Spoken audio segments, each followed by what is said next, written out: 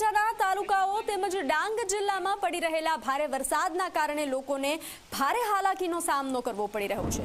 નવસારીના બિલીમોરા શહેરના નીચાણવાળા વિસ્તારોની સ્થિતિ કફોડી બની છે। દેસરા વિસ્તારમાં અંતર્ગત આવેલા નાના ઘાંચીવાડ વિસ્તારમાં ઘૂંટણસમાં પાણી ભરાઈ જતા લોકોને સ્થળાંતર માટેની તૈયારી કરવી પડી છે। ઘરોમાં પાણી ભરાવાની શરૂઆત થતાં ઘરવખરી સહિત જરૂરી સામાન માળીએ ચડાવવાની ફરજ પડી છે। સતત ત્રીજી વાર પૂરની સ્થિતિ સર્જાતા લોકોને મોટું આર્થિક નુકસાન ઉઠાવવું પડી શકે છે। મજૂરી કરીને ગુજરાન ચલાવતા પરિવારને પૂરના કારણે ઘરવખરીના નુકસાનની સ્થિતિ વેઠવી પડે તેવી સ્થિતિનું નિર્માણ થયું છે। ત્યારે નજીકમાં આવેલા વાઘરેજ ડેમની સુરક્ષા દિવાલમાંથી પાણી વહેતું જોવા મળી રહ્યું છે। વહેલું નીકળે તેવી વ્યવસ્થા કરવામાં આવી રહી છે।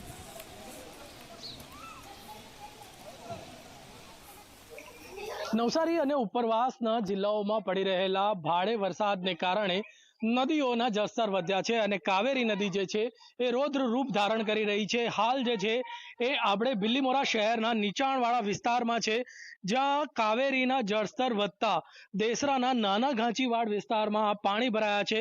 ઘરોમાં પાણી ભરાવા માંડ્યા છે। ગત જે દિવસોમાં જે પૂર આવ્યું હતું, જે ઓગસ્ટના શરૂઆતનું જે પૂર હતું, એમાં 2 ફૂટથી વધુ પાણી આ ઘરોમાં ભરાઈ ગયા હતા। ત્યારે હાલમાં તો જે છે એ 2 કલાકમાં જે પાણી વધ્યા છે તેના કારણે અડધો ફૂટથી વધુ આ પાણી ભરાઈ ચૂક્યા છે ઘરોમાં, અને લોકોને જે છે એ મુશ્કેલી વધી છે। લોકો પોતાની જે ઘરવખરી છે તેમજ જે જરૂરી સામાન છે એને અન્યત્ર ખસેડવાના પ્રયાસોમાં મંડી પડ્યા છે, પરંતુ જે સ્થિતિ છે એ હજુ પણ વિકટ બની શકે છે, કેમ કે વરસાદ શરૂ છે। ઉપરવાસમાં પણ જે છે એ વરસાદ જે આવી રહ્યો છે એના કારણે પાણી સતત વધી રહ્યું છે। હાલ જે છે આ સ્થાનિકોની સાથે વાત કરવાનો પ્રયાસ કરીશું કે શું પરિસ્થિતિ છે।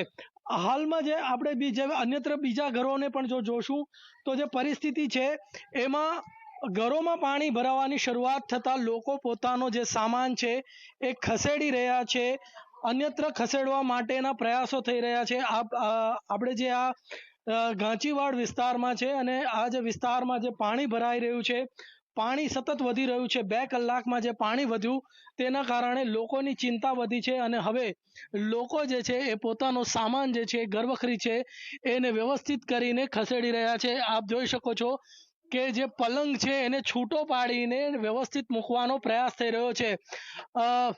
બાપ દીકરા 2 જણા મહેનત કરી રહ્યા છે, કારણ કે જો ઘરમાં પાણી ભરાઈ જાય તો મુશ્કેલી વધે। જી, આપનું નામ? રણજીત। રણજીતભાઈ, આ કેવી પરિસ્થિતિ, કેટલી વાર પૂર્વ જોયું? આના ત્રીજી વાર આવી ગયું છે આ વર્ષમાં, ને હજુ આવવાની શક્યતા કઈ નક્કી નહીં। આ બંધના કારણે આ બધા હેરાન થઈ રહ્યા છે। બંધ બાંધી દીધું એના લીધે પાણી નથી જતું। માણસ છે એ બધા હેરાન થાય છે। આ જે પાણી છે એના કારણે કેટલી મુશ્કેલી થઈ જાય આવી રીતે પાણી? મુશ્કેલ તો બહુ જ થાય।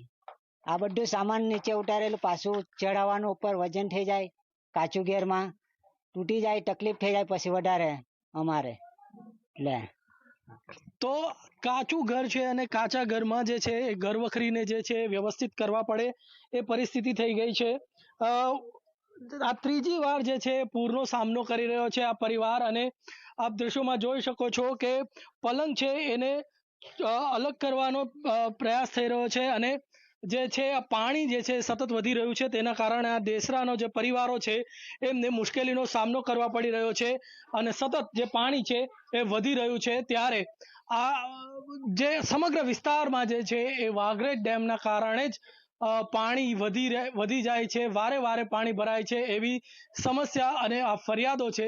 ત્યારે તંત્ર જે છે આ મુદ્દે વિચારે અને યોગ્ય ઉકેલ કરે એવી સમગ્ર વિસ્તારમાં માંગ ઉઠી છે। ધવલ પારેખ, ઝી મીડિયા, નવસારી। તો વલસાડમાં ગઈકાલે